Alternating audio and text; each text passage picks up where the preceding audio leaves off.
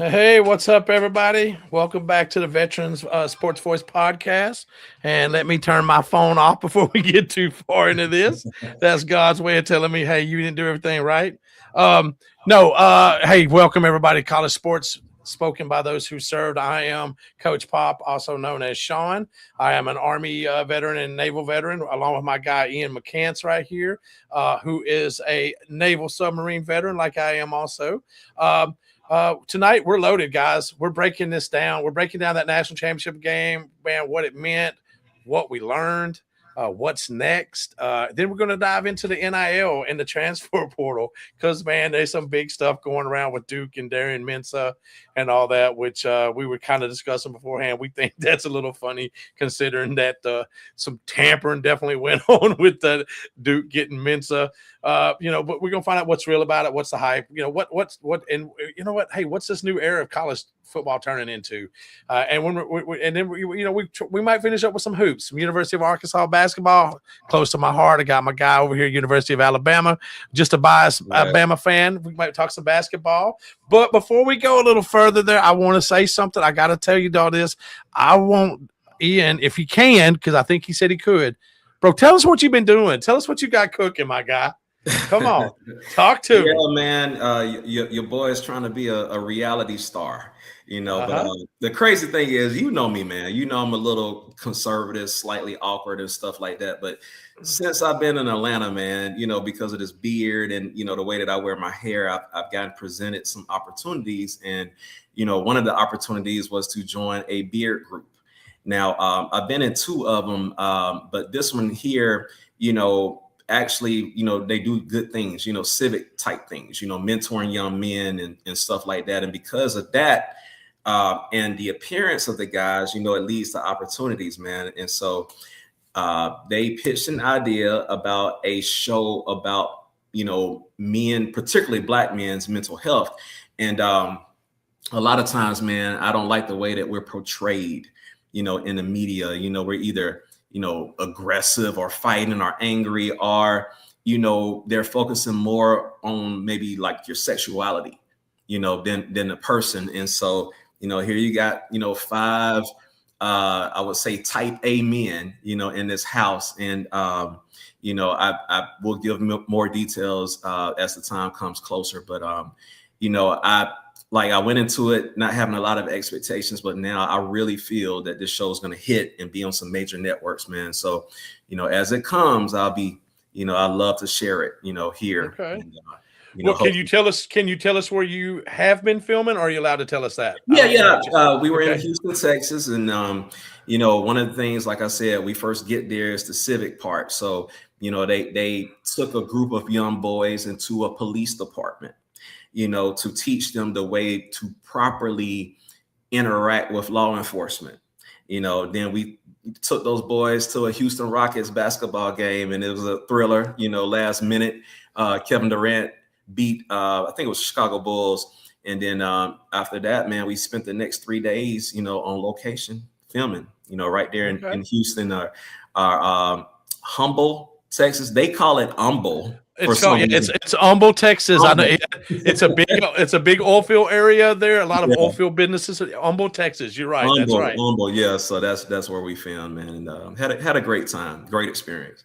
Well, you know what, man, and y'all look, Ian. I know you. I've known you for a while.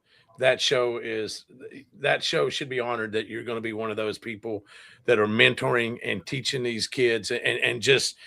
Dude, you bring a presence, you bring a vibe and a spirit to that show that's going to be unmatched. Congratulations, and I cannot wait to follow this journey, my guy.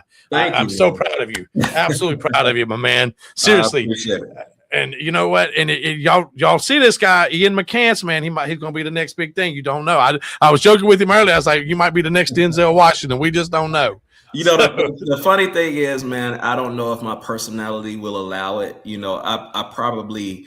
I've had opportunities already, and I'm the definition of when keeping it real goes wrong. I was like, I don't like that fake stuff, because you got to play the game, in the entertainment industry, and I wasn't willing to play the game. But this here, I think, is a noble cause, and and I respect the group that I'm in, the fellas, stand-up guys, man. And so we'll see where it goes. That's good. Hey, anything that's mentoring anybody, I don't care if black, white, purple, green, yellow, we got all young kids nowadays. I don't care. Everybody needs it. They didn't grow up like we did, and they got a lot more things and a lot more other things to deal with than what we did as kids. So, Right. Hats off, man. Hats off to you to showing them a little bit of the old school way we do things and how to do. Absolutely. Hats off, man. Thank you, Well, bro. with that being said, brother, let's get into some stuff over here. How about that, man? Let's Hey, let's go. Let's what go. do we got? We got you know what? Let's talk you know what? I know you got back. You got back, if I'm not mistaken, you got back on that Monday or Sunday. So you did get to see the Natty, man. Indiana 27, Miami 21. What'd you think, man? What'd you think? Well, the funny thing is, I didn't get to see the Natty. So as we came back, we had grandchildren, and had to set up them, and so that of course, that took the priority. And I didn't even watch a replay, but I did see a lot of reviews and opposing views on the game, and I talked to my friend who was on the show, and he's pretty, objective like me, and so, and and so, because from what I read, people were calling it not a good game, like a snooze fest or something like that. And so I'm like, really? But from what he was saying and from what I was reading, it was defensive early, and that's people call that a snooze, but I can think of several championships that Alabama won, with that snooze type game, with defense, with, a game manager quarterback. And so, it seems like it started out that way, but the offense woke up late. Same thing, man. We've talked about this with different games. It looks like Miami dominated statistically in just every area but the scoreboard. So we've talked about that. And then on top of that, man, I think I said on a previous show, I was not a believer in Carson Beck. And I'm still not. Now, with that being said, that last interception that he threw, and you're good at this. We talked about this with another game. I don't think after watching a highlight of that, I don't think that's all his fault. I think the receiver, messed up that route a little bit. But, outside of that, man, it was cool to see Mendoza, that run that he had reminded me of that John Elway touchdown, and 97, 98, whenever he did the helicopter, and so, right. I thought that was a fitting into their dream season, a fitting into a Heisman campaign. And, I still won't watch the game because my team wasn't in it, but it was a feel good Notre Dame. So it's a feel good story either way, man. You had Indiana,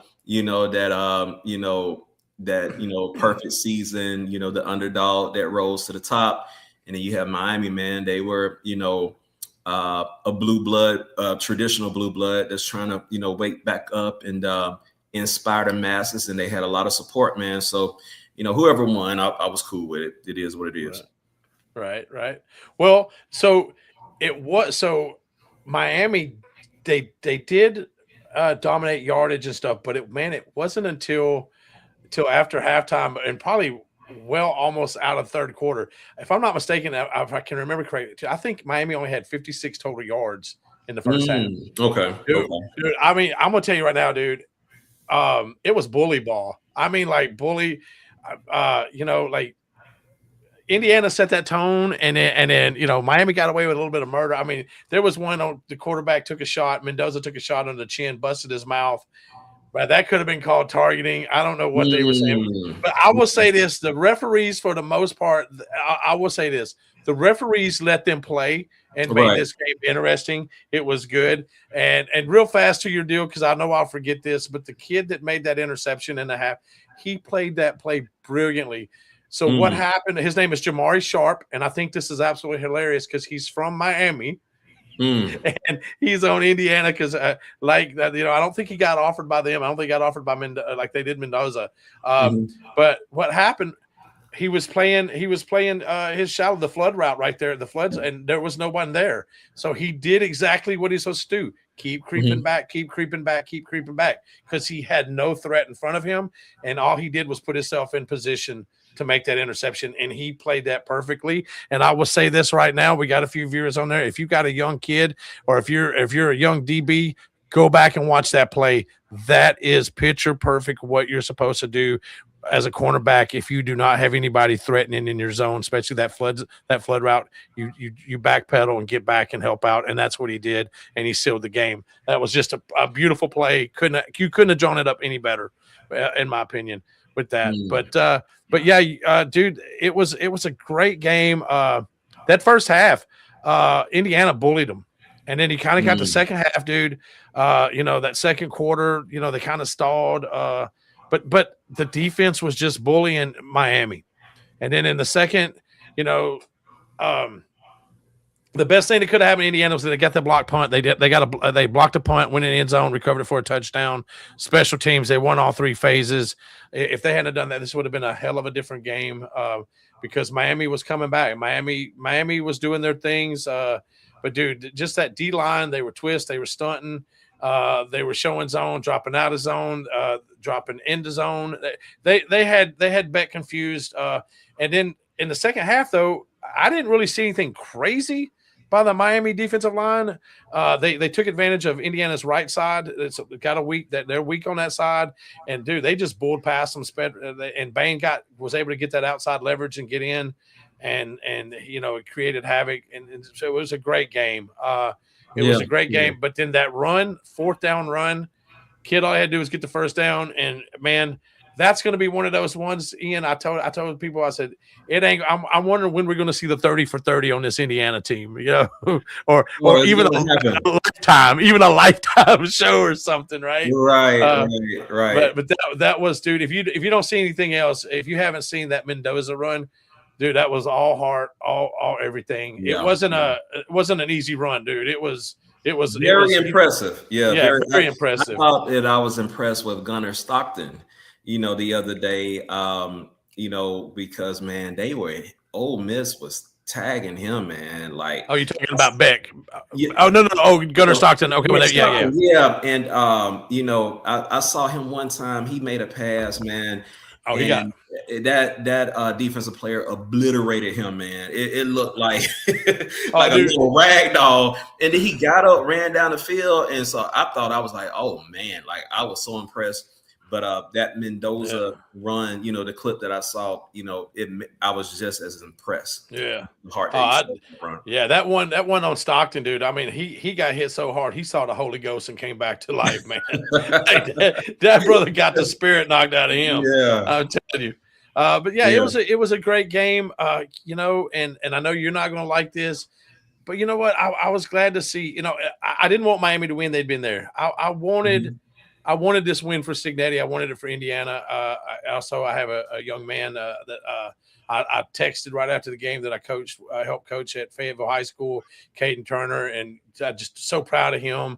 The state of Arkansas is proud of him. Fayetteville High School, I mean, dude, he went from Fayetteville High School to a national champion. And I love his story because I forgot about this, because when he got recruited, it was Tom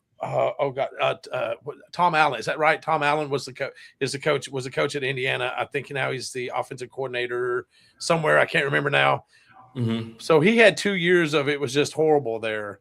And then Cignetti came in. They kept him on the team. They didn't ask him to transfer. He stayed up there. And 2 years later, he's got one more year left with Caden Turner. He went from that to national champion. I can't say enough. It's not many people. I've been able to be in some coaches' rooms with coaches who's had some national champions, John Chavis, Ron Cooper, some other coaches that had national champion rings. But to have a player, that's pretty special. And that's what we have to maintain, man. We're all fans, we're all passionate, but a lot of time as an Alabama fan, during that Saban run, it was miserable, man. It's like, have you ever known a unhappy multimillionaire? They're scared to lose what they got, and so they're just so on edge. That's what it was like you know, a lot of times as an Alabama fan, man, because, you know, when we start winning, it just felt like misery for some reason, because you wanted to keep it going. He's like, when is it going to end? You know, we knew that it was going to end at some point. But, you know, we have to remind ourselves, you know, about sports. And I was able to take a step back and be able to enjoy the success of others, you know, and, you know, that's what it was like, man, just remembering like that championship that, you know, Alabama won against Texas that year, the way I felt, you know, that first championship, man. And so, you know, I enjoy it, you know, I'm not pulling for new blood or anybody, you know, whoever wins, I just, you know, feel a measure of happiness for their fans to, you know, feel that happiness and success that I was able to feel, you know, for the past 18 years. Right. Yeah. No, and you know, and that's you're right. Like it was nice. It was nice to see the Indiana team win. It was nice to see their fan reactions. And dude, you said something on the show back when Mendoza scored. I can't remember. It was against Oregon or something. And you were like, dude, that dude, like he can't celebrate. That man can celebrate, dog. Hey, look, I can say this because that dude, he all white, bro. Like, he may have Mendoza, but he celebrated like a white person, dog. Like he was. Right. I was just like, dude, do something. He was. I don't know what he was doing, man. I was like, do the crip walk, do something. I don't know, bro. This dude is so squarish, right? Yeah. Only social media that he has is LinkedIn. And on his LinkedIn, he put like national champion on his LinkedIn. Like this dude doesn't have no IG, no nothing. He has LinkedIn. And so that's just how, you know, studious that they were, man. And I mess with it. Hey, you know, that's the problem, you know, and we're going to get into it later on, you know, with these entitled kids, man. But, you know, they spend all this time studying TikTok, you know, and learning these dances, man, because they're rich. They're not hungry no more. And so I think that's the main thing that Signetti was able to do, man, is to maintain a measure of discipline, you know, in this undisciplined world. Right. Mm-hmm. And, you know, and I tell people this, and I'm glad you brought up Signetti, because I think next year is where we're going to see how good of a coach Signetti is. Because he's going to have a whole new team. Now they did pick up some. They're ranked pretty high in the transfer portal. I think maybe 2, 3, or somewhere in there. So I know they're playing the portal.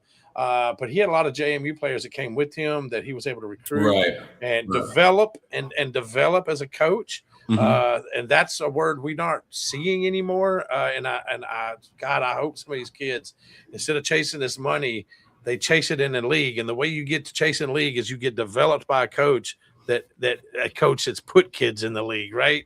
Yeah. So yeah, and but I like the game, man. Like you said, it was kind of a little slobber knocker there a little bit. You know, it was hard. You know, and you brought up some of the Alabama, and I know, but I go back like to Alabama. I remember Gene Stallings when he won, isn't it, dude? Y'all didn't give up many points that year at all. Like, y'all pitched a few shutouts. Favorite defense ever, man. I still remember. You know, we played Miami in '92. And we had this defensive coordinator, man, brother Bill Oliver. And, you know, Miami had the loud team, man. They had Heisman Trophy winner Gino Torretta. You know, they had Lamar Thomas out there. I can't remember. I think Horace Copeland was another one of their wide receivers, man. But I swear to God, Bill Oliver put every man on that line, like blitzed everybody. Like they had Torretta in a blender, man. Like that dude was so confused. And then the only play that they really beat us, you know, he throws a ball over the top to Lamar Thomas, and Miami was offsides. You know, no, Alabama was offsides, and so a flag was thrown. So if this scored, Miami could have declined a penalty. So he throws it to Lamar Thomas, and George Teat runs him down, man, and takes that ball from behind and goes the other way. And so, those stalling years was, something else, especially with that great defense and a great defensive coordinator. Right. And George Teague, there's a name. He's been making a lot of noise on social media, on X. I really like that guy. Love him, man. That'd be a dream to get him on here one day. So like I said, it was a great game, everything. But then, you know, let's transition. Well, before we do that, hey guys, if you're watching us, you know what, on College Sports Crew here at YouTube, you guys hit that subscribe button for us. That helps us out a lot. And also too, at College Crew on X.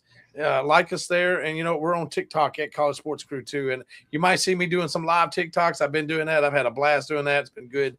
So follow us on all the social media platforms, subscribe and like. We sure would appreciate that. And you know what?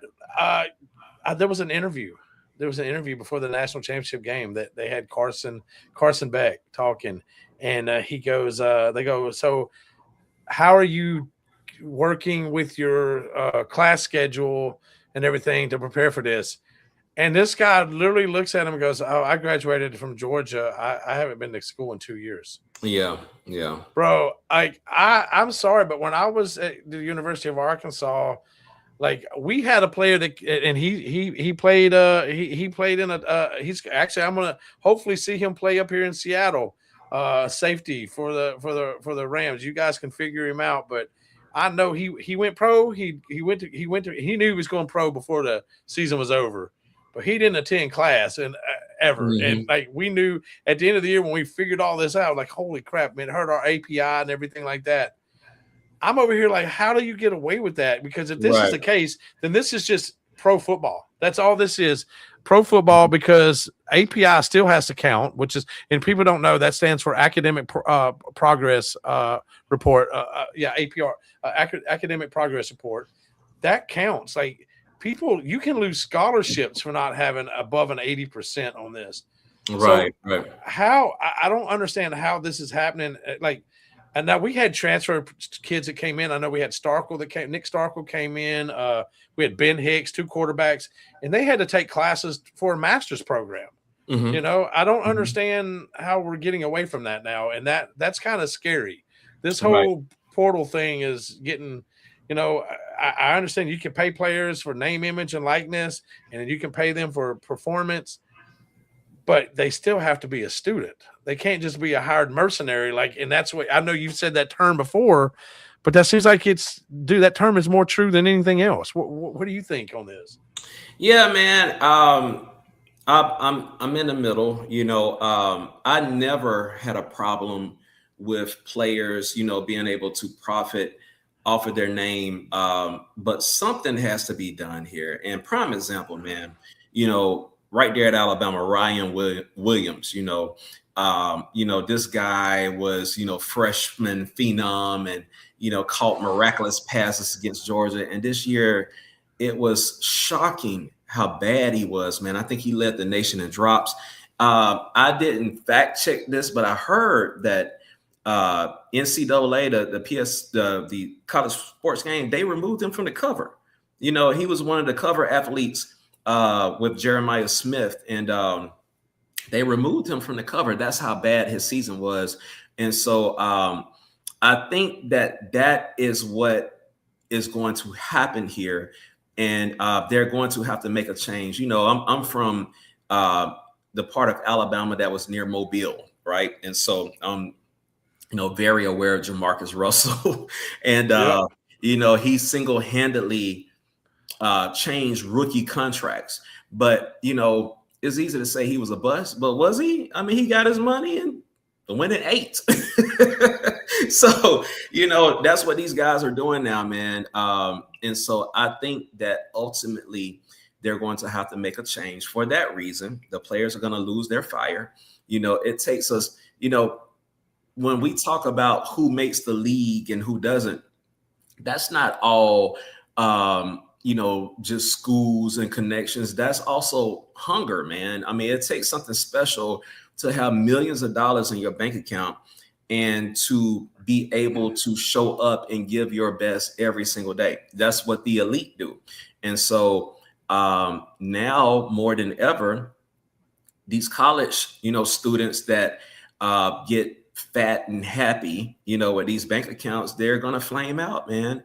And so that's going to lead to fan unrest. And there's also coaches unrest, man. You've had a lot of coaches, old school coaches, good, solid coaches that have resigned this year, And so something has to be done. So we're going to see some outrageous stuff. I think teams are going to take advantage of the current rules until something new comes about.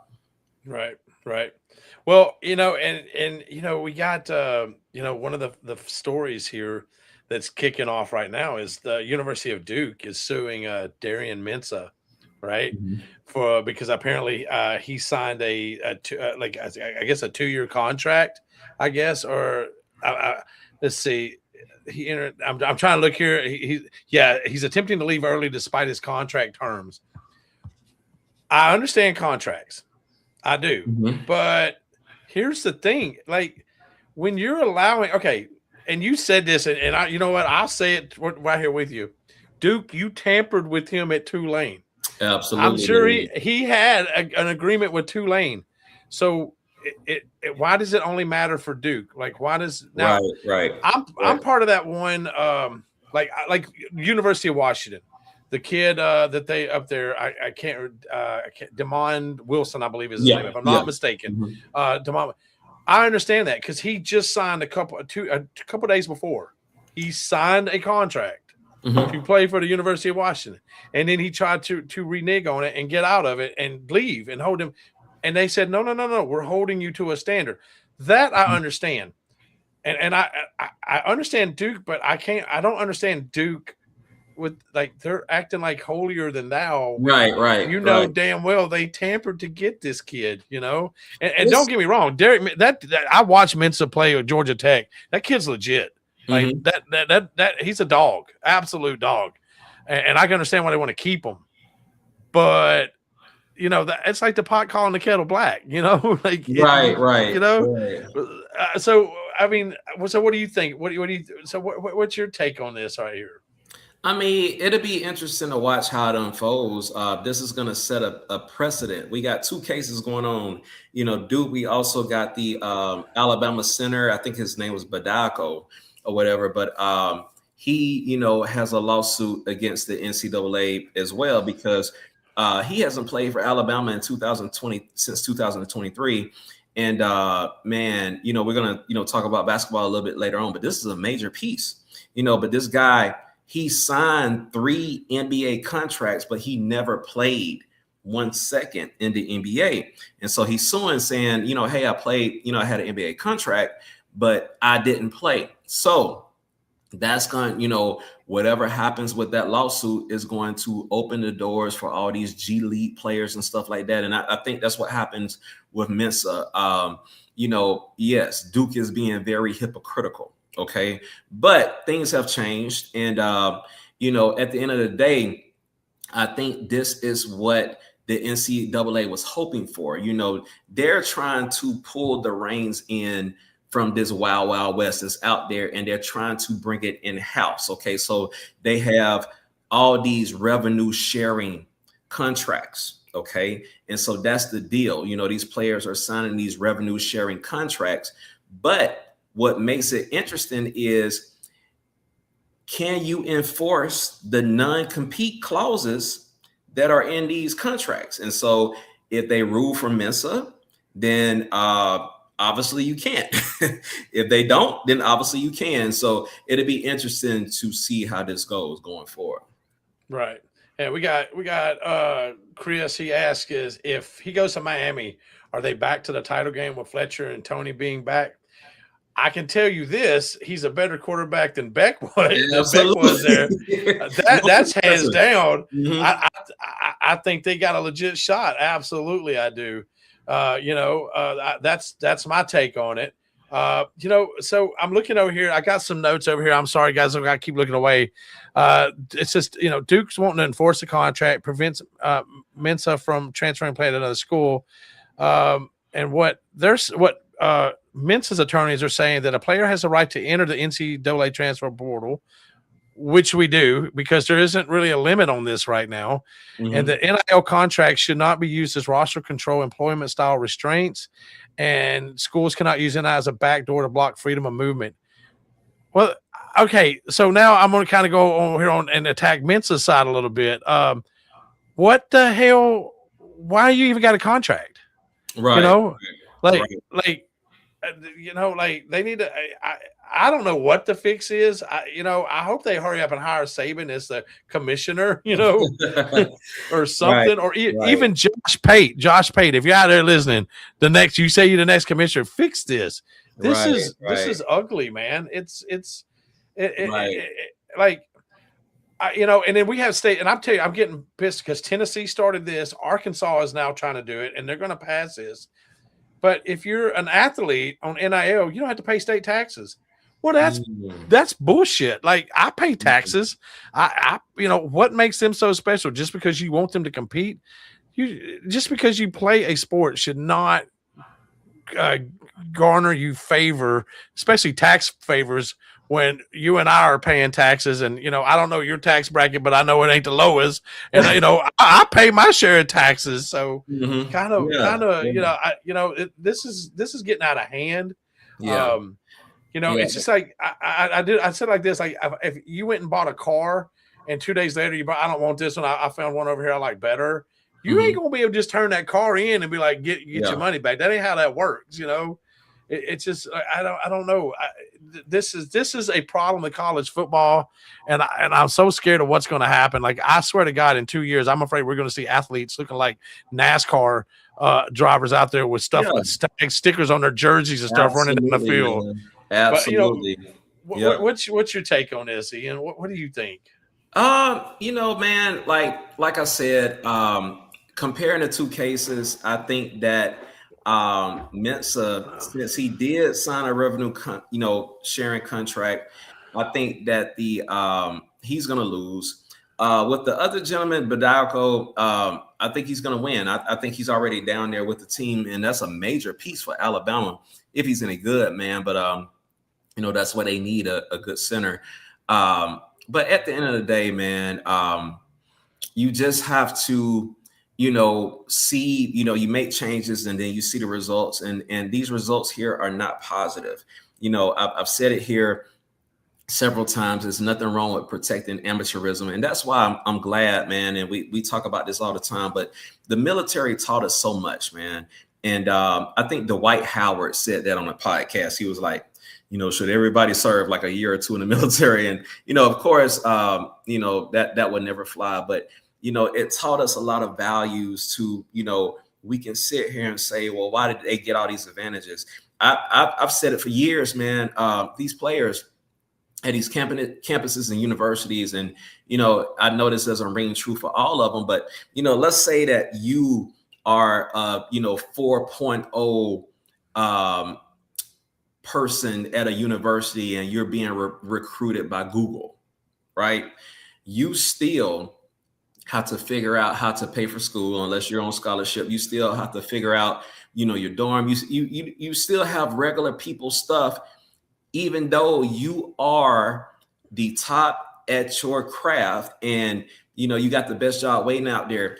Man, these athletes ain't never been through that, bro. Like, and I can speak for Alabama. They have the best of the best, the best tutors, the best food, the best weightlifting, the best facilities. So let's not act like they were some broke beggars, out there to play a voluntary sport, man. And so, at the end of the day, what's going to change this is going to be the erosion of the game. And these players are going to lose hunger, just like they do in the NFL. They're going to flame out earlier. And, once the fans get, full of unrest and the money changes, then that's when you'll see real root changes. And I think that's going to come sooner than later. Man, I hope so, because we got to get it. We got to get something. It's got to get sorted, because what, it is taken from it. And Chris, he commented, I think if he was quarterback Monday, I think Miami wins. I think I agree with you, man. I do. That kid just got kicking straight ball, absolutely straight ball with that. So yeah. But and here's another take on it that I don't like as a coach. No one has stopped and gone, hey, how are the high school athletes being affected now? Because I tell high school athletes all the time that I speak with them, like, hey, I don't care if you get a scholarship to Tiny Town University. It don't matter. Accept it, because all it takes, is one portal athlete to come in, and that scholarship been gone. And there was an article in I subscribe to Whole Hog Sports. It's all Arkansas based, and there was an article in there about a kid, and Otis Kirk, one of our guests. He spoke on this, man. It was actually no, I'll take that back. It was on him at Pig Trail Nation. He spoke on this, and one of the kids, man, he everything's going fine, dandy. He gets called in on a Monday to the office, to Ryan Silverfield's office, and says, "Hey, I think it's the best for you to get into the portal." The portal's already been open a week. Now, this kid who was sold on, been with Arkansas 2 years, didn't want to leave, and now he's being told he has to leave. And I'm sure coaches can make it difficult and hell, but dude, me and you go back. If a coach told me I had to leave, I'd have told him, you can kiss my ass, because I'm going to stay here and I'm going to prove you wrong. Or if I have to transfer, I'm going to find the team that you play on your schedule next year, and that's going to be my bulletin board material right there. Right. And I'm telling the coaches, my new coaches, I don't care if you play me any other game, but that's the game I'm going to play. I'm coming at you with the vengeance. And I think that's the argument for people that support this chaos. It's about coaches, man. Like they were in the Wild West years ago. We know the game, and we know that the most important component of a team are position coaches. And a lot of times, man, they're in and out, and so they're saying, well, why should we hold a player to a standard when the coaches have never been held to a standard? But something has to be done, man. And I see the ideas out there, and I'm thinking they're getting rid of one of the transfer windows, only having one. They are going to have a limit to how many times that you can transfer. I think they're looking at 2 times, so that would take the LSU quarterback out. I forgot his name, but we talked. He went to about 6 different places, right? And revenue sharing, man. But I think they got to go a lot further than that in order to clean up the game, man, because it's lost its purity. And I don't like where it's at. Just being honest. Well, this just kind of hit me when you said this, and I didn't think about this. Coaches can move. They can take a job here or there, but you know what? There's also something called a buyout clause. Absolutely. Mm-hmm. What if you put that? What if Duke puts a buyout clause on a player? What if Alabama puts a buyout clause? Okay, yeah, you can leave, but somebody's paying. Make that school or make that athlete have to pay that buyout. I love it. I would say, what's any difference? If they always go, coaches can leave. Okay, well, let's put the same clause that coaches have, right? Because let's be real. LSU paid for days, to get their coach there at, to get Kiffin there. I think if I added it up, it was like 90-something million total. It's all going to be set after they paid Brian Kelly's salary, paying Kiffin, and then I loved it. Every time Ole Miss won, LSU had to pay Kiffin again for his contract that he had at Ole Miss, and I'm just like, boy, y'all, that was just dumb. But that's LSU. Yeah. They do their thing. But yeah, some buyout clause. Let's make it where it's painful on schools to tamper, and if they do, all right, we buy out. And if a kid wants to transfer, that's fine. And and I know he's in the ACC. If he goes to Miami, he's going to be in the ACC. And I'm over here like this. I'm like, dude, I hope half of your credits transfer. Both you and I, we've been to school. We know.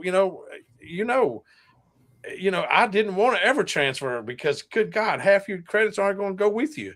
And that's a semester's worth of work at least there that you're wasting. And so so yeah.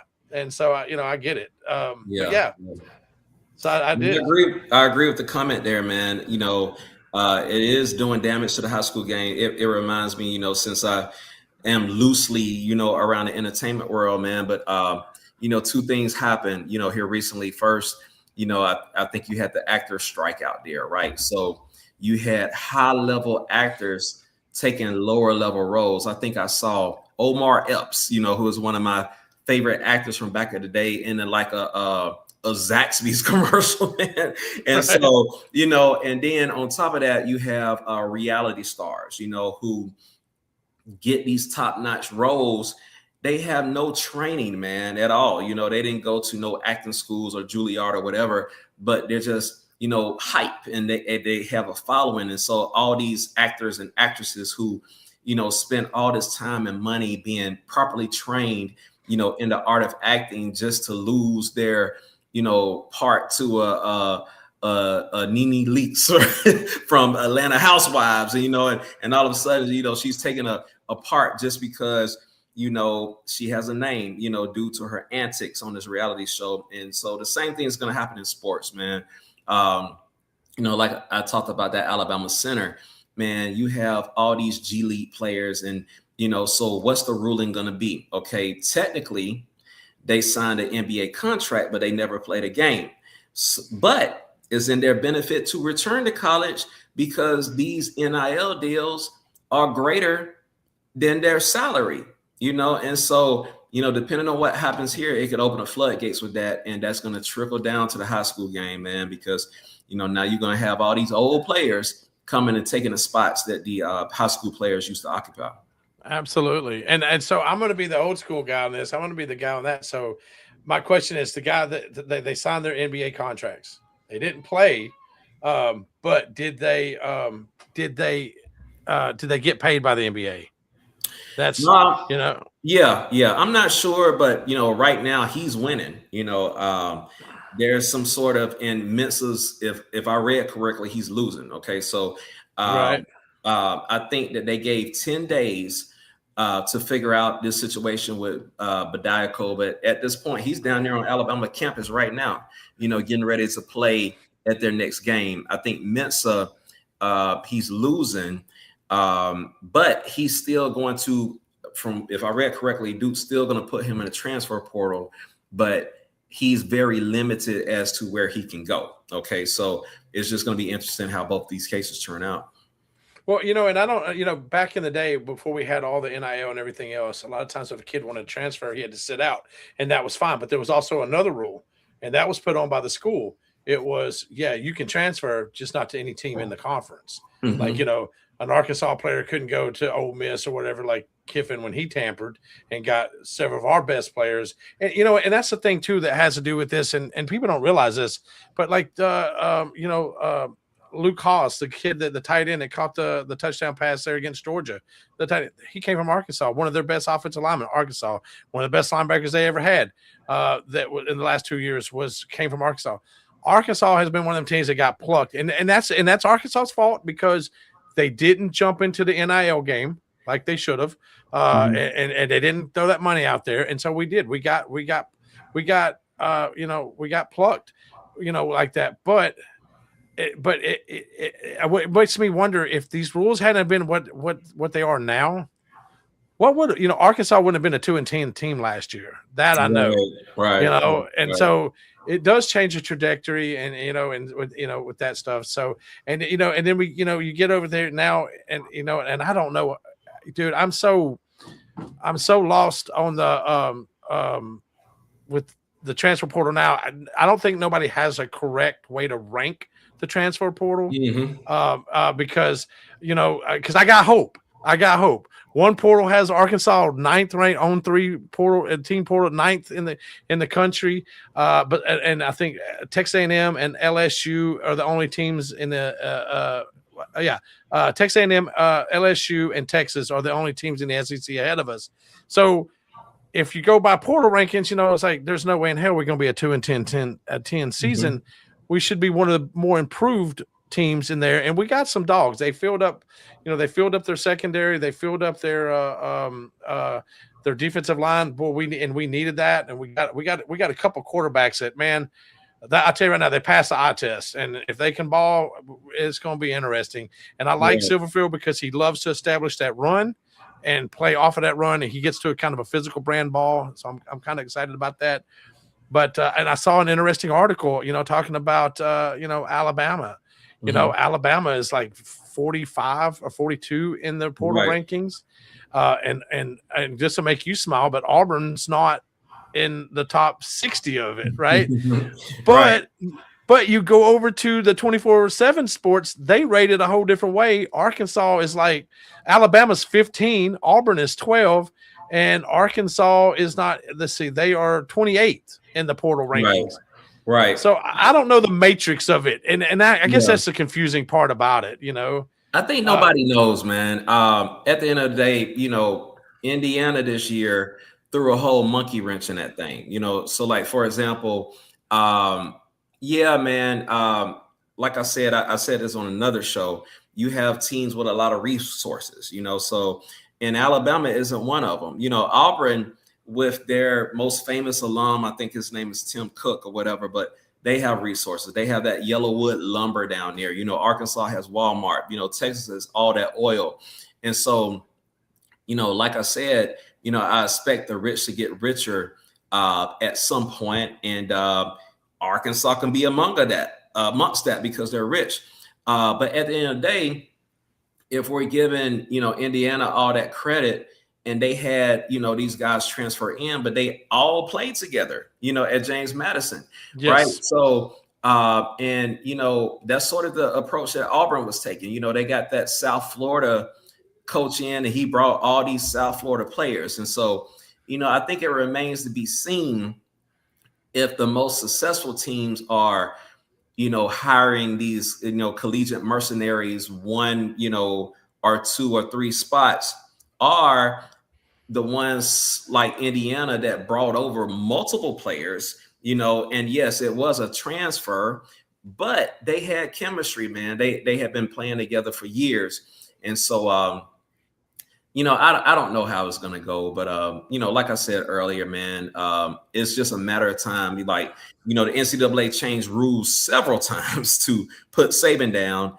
And, he saw this coming, including a lot of, old school coaches that retired or left the game, and they were like, we don't recognize this. I even think John Gruden, said it here recently, man, like what in the world is going on? And so it's just going to take a lot of changes in legislation in order to fix this thing, because I've said it several times here, man, there's nothing wrong with protecting amateurism. Absolutely not. And when you got kids that are just basically, and I guess the one that just slapped me in the face was when Carson Beck goes, I ain't been to class in 2 years. Yeah. Dude, that's a professional athlete. That's right. A professional athlete. So why is he even in the college game? You're not representing Miami except on a football field, and that's not what it's about. You're supposed to be in the classroom representing, and also on that field of play. I don't get it. They need to change this and get after it a little bit different. The absolute rules need to be changed. Some things need to be enforced and structured. There needs to be structure, because like you said, it is chaotic. It's the Wild West. And it's not, as a fan, it's not fun anymore. You can't fall in love with your team, man. Like, I have no idea, dude. We got Arkansas has 40 something players that got transferred in. Bro, I can't tell you the name of one of them right now. Honest to God, I can't. I really can't. I can't remember them. So yeah, that's why I love basketball over here, because I only got to know about 5 or 10 of these guys, and you're good. And this year for Arkansas, man, it's Darius Acuff Jr., man. I tell you what, that kid on the basketball court, guys, if you're an SEC fan, you get to see Arkansas play. Watch just number 5, Darius Acuff Jr., generational talent, unbelievable. That team runs around him. We got also a Malik Thomas, freshman basketball player there, can shoot the lights out. And dude, I'm excited one of these days. I don't know when Alabama and Arkansas play, but dude, that's going to be a great, because both of them teams love to run, and you got to play defense against Alabama, because they can can be up 15 before the first 2-minute timeout if they hit their threes. So right. That's going to be some interesting stuff. And if y'all get a 5 player in there, you get your guy in, y'all, and he can run a little bit with you guys. Y'all going to be tough. It's going to be a tough. Yeah, we'll see how it turns out. Like, since Nate Oates first started there, it reminded me, and I can't think of the name of the movie, but it was about baseball, right? And you had all these brainiacs that had these formulas, and you're talking Moneyball. Moneyball, yeah, man. And so, Nate Oates is one of those guys. We don't shoot no mid range. It's either a layup, a free throw, a dunk, or a 3-pointer. And so, I think from what I read, Alabama is in the 97th percentile, of teams that attempt 3-pointers. And, one thing about Nate Oates that I like, he plays a tough schedule early, man. And so, Alabama's had a few losses, but they've also had some great wins, man. They, beat St. John's. I think at the time they were like number 5. Aren't they coached by like Rick Pitino? Yep, they are. Yes, So they're sir. going to be there at the end. Then you have, Illinois. They beat Maryland, and their losses, man, like they lost to Purdue, who was like number 2. Gonzaga, who is in the top 15 if I'm not mistaken, and Arizona, who's currently number 1. And so, man, absolutely, you just listen to those 6 games that I just named, and so they're not scared of anybody, man. But at the end of the day, I just didn't see the 3-point power for them to win the whole thing. But we'll see. We'll see the difference. If this guy's lawsuit holds up, he'll be able to plug the middle and hopefully provide a free up for the 3-point shooters. As they go around the arc there. And I love Oates for that because he, Calipari does that too. I was looking over here typing up the schedule over here. Let's see, where will we play? I know we played Texas Tech. We beat them. We played Michigan State. They were 10. We lost by 4 to them. Who else? 80-71 to Duke. That was a neutral game. And I tell you what, none of the Boozer kids got called for any fouls whatsoever. Yeah. We beat Louisville by 9. We beat Texas Tech 93-86. So we had some losses. We had some wins. There's going to be some good stuff out of here. Let's see. We obliterated Vanderbilt the other night. I've never seen us have that many ducks. And this kid, Acuff, I'm telling you about, dude, he's 5th week in a row, SEC Freshman Player of the Week. He's on the Naismith. This kid has a legit shot to be Player of the Year, National Player of the Year. And I think he's going to be the SEC Player of the Year. And with that, LSU comes to Bud Walton on Saturday to play. And then Arkansas goes to Oklahoma. I'm trying to see when we play Alabama. Oh, okay. Alabama, February the 18th. Arkansas is at Alabama. Woo! And the one weakness, the one knock I have on, they haven't won away. They have not won on the road in the SEC. And dude, you can't. When they got blown out by Auburn, Georgia played a really tough game with them. But Georgia's a great team. That's going to be one of those teams that's going to make it in the tournament. People are going to be like, how the hell did they get here? And then they're going to look at the record and be like, damn, that team's good. But you can't do that against Alabama at home, dude. You better cover that perimeter, especially that corner 3, because they'll light you up on that, man. And it's going to be some exciting ball here. I went. A funny story, just to let you know, Ian, how different it is. So me and my guy, Corey Cheeseman, I call him the Cheese, retired Air Force guy. We got some tickets on VetTix to go watch Michigan. They're number 4, and another number 3 play Oregon. At basketball. That'll be dope. Yeah. bro, we went, and then I'll tell you, bro, it ain't the same atmosphere. Like Michigan guy threw up a shot, and it was an air ball. I heard one person go, air ball. And I'm like, what? And so most of the VetTix guys that have we're all in one section. Half of them are Michigan fans, but a lot of Michigan fans were there, and it made you realize Michigan is a brand. Like it's a brand, kind of like Alabama. You're gonna have fans no matter where you're at. And dude, they were louder. It's just Oregon. Just man, they don't know how to celebrate basketball like we do. Hey, they don't, it's different, bro. I saw it. I think I even made a comment here. When Indiana and Oregon played in that playoff game, bro, I did not see. I worked downtown. I work off Peachtree right down there. I did not see one green shirt, not one white shirt. I didn't see no. I think I even texted that to you. I was like, man, all these Oregon fans must be hungover. And there was a lot of IU, out there. And then when the game happens, I think they were saying it was like 80-20 Indiana, And so, yeah, man. And, Oregon, and it's disappointing because, they don't have a history like that to skip playoff games. It's not like, you're Alabama where you've won 6 national championships and, you've traveled to 6 of them and you spent thousands of dollars and you're like, you know what, I'm not going to go to number 7.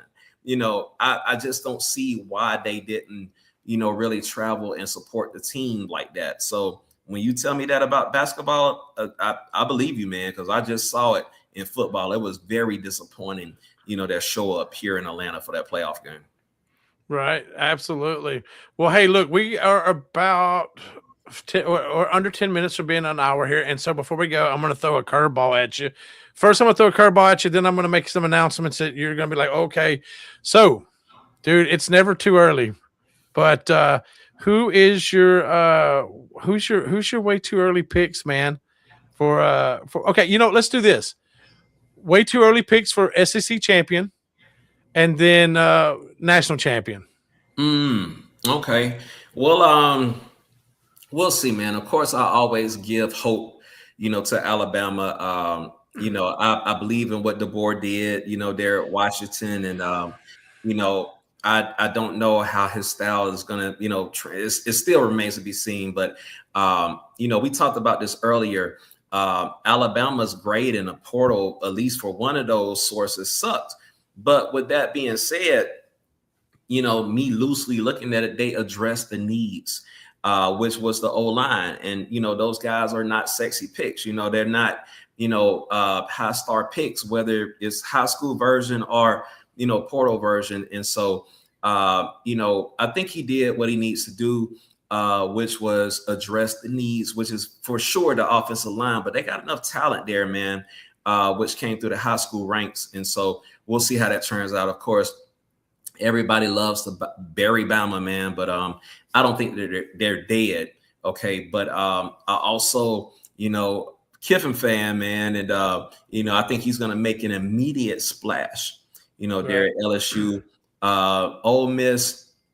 I think people are showing too much faith in them, man. I'm not a Golden fan.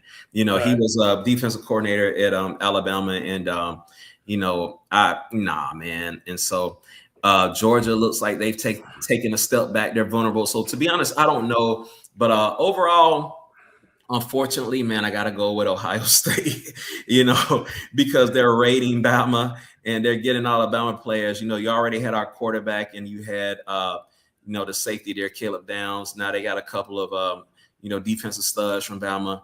And, honestly, man, their schedules is lighter. Yep.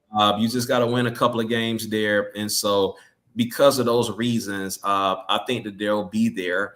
I think that they really feel like, despite the fact that they lost to them twice, that they were the best team in the nation. And so we'll see, man.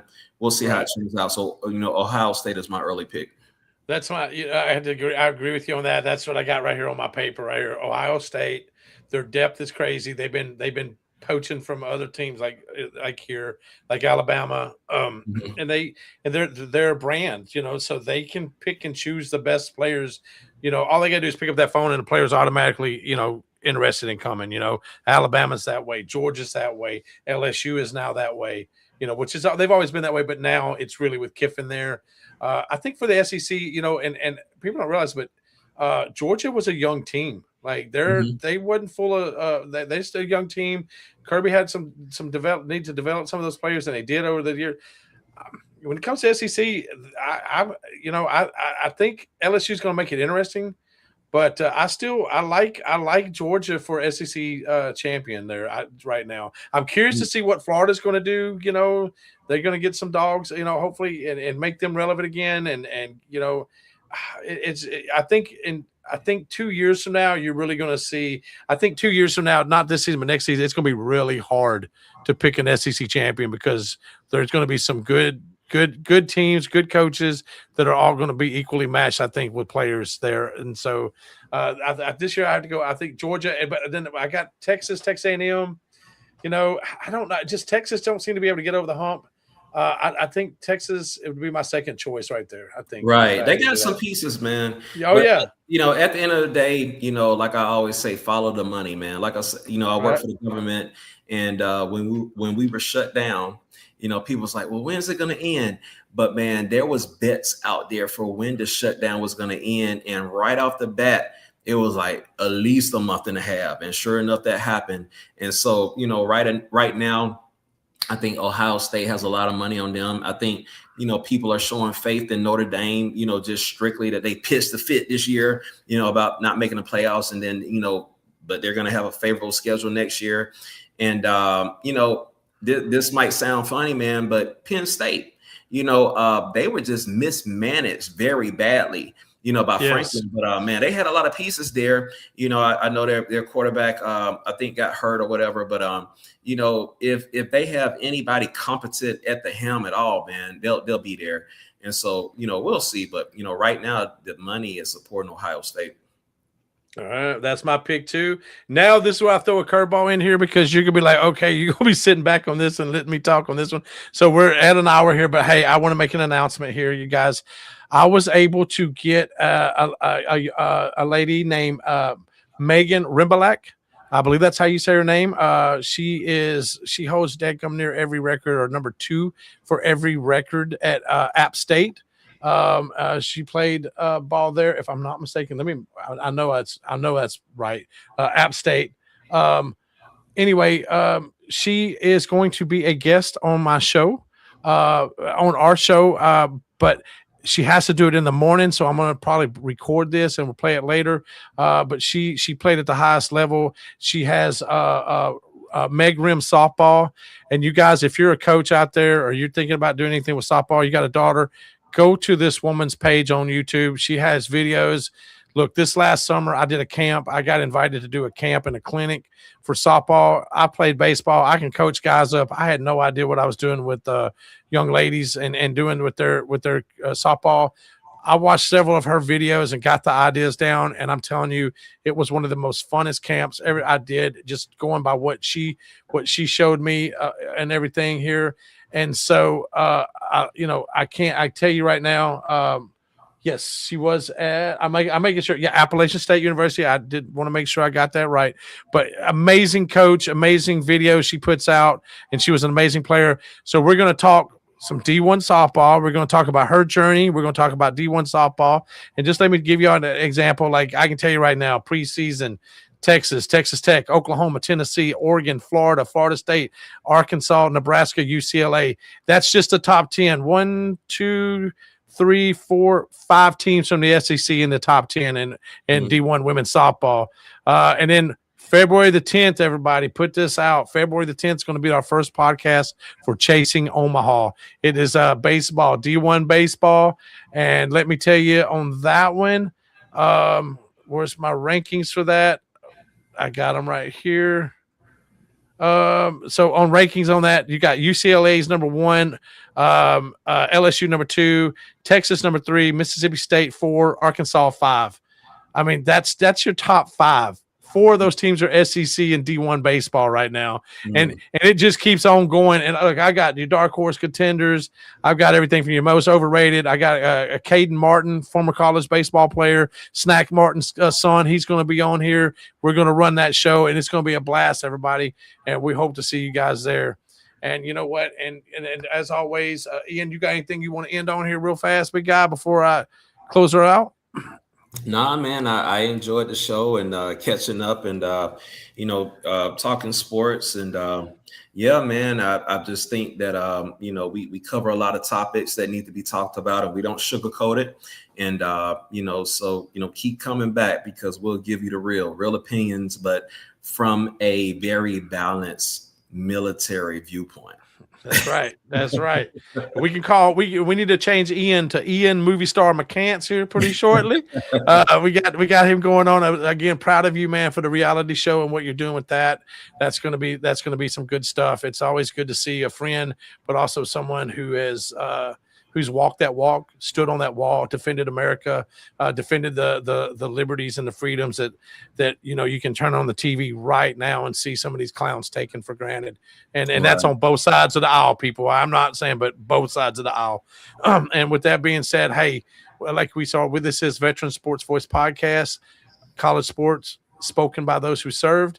And if we got any active duty members out there, hey, thank you so much for serving something greater yourself and standing on that wall tonight and keeping America safe, defending our Constitution. Veterans, if you're out there, or if you know a veteran that's out there, hey, we honor you, but honor your veterans. Reach out to pick up that phone and call them, especially the ones that say they're okay, because they're probably the ones that aren't, that probably need that phone call more than anybody else. Gold Star members, if you don't know what that is, that's somebody that lost a loved one in the line of duty. They sacrificed. They lost one of their loved ones in performance of service of this country. That's a sacrifice that needs to be honored, and you just can't honor it enough. And so with that, we salute every one of you guys, and we hope to see you guys next week, and want to see you guys here. And we're going to have something. It's going to be off the chain, unhinged, and we're gonna come at you with real facts, and that's how we do it. Ian, it was a great show. Love you, my brother, and we'll holler at you later. Peace, my guy. Absolutely, brother.